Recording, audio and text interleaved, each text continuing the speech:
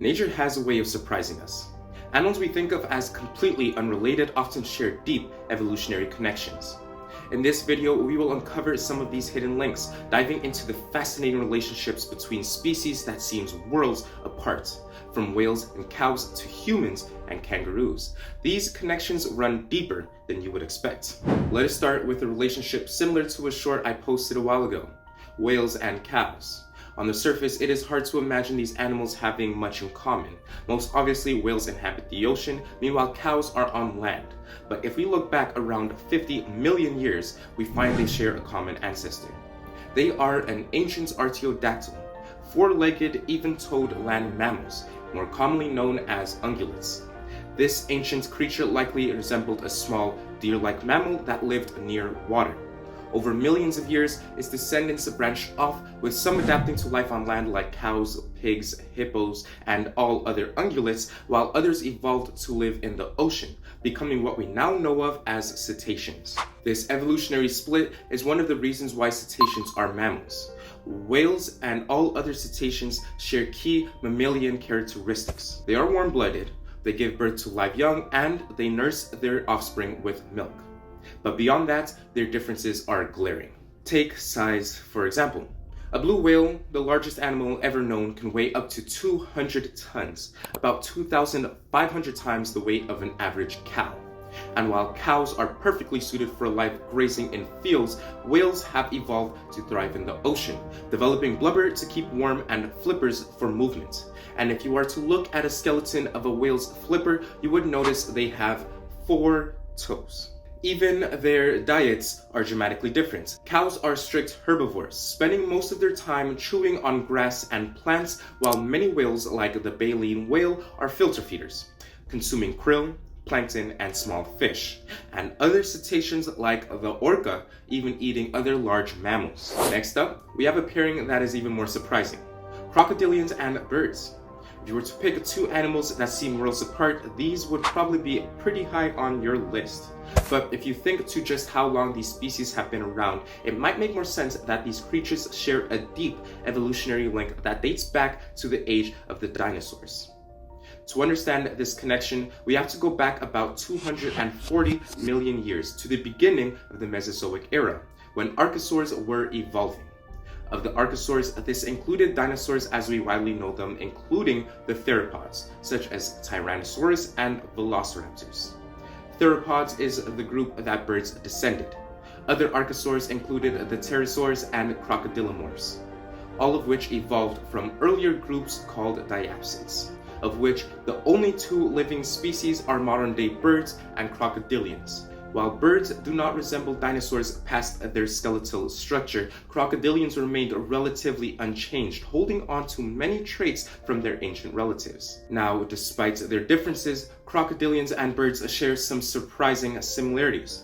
Both lay eggs with hard shells, and both show a form of parental care, as well as unidirectional airflow through similar respiratory structures. Crocodiles are known to fiercely guard their nests, while birds will go to great lengths to protect their young, with many species building intricate nests. Now let us shift our focus to a pair of animals that are not related by ancestry but by environment.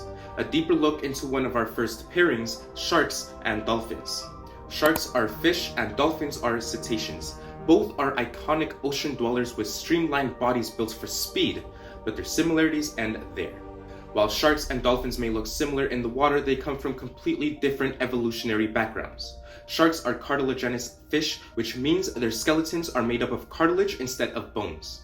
They have been around for over 400 million years, long before dinosaurs, evolving into efficient solitary hunters. Dolphins, on the other hand, are mammals, just like us. This means they breathe air using lungs, need to surface regularly, and give birth to live young.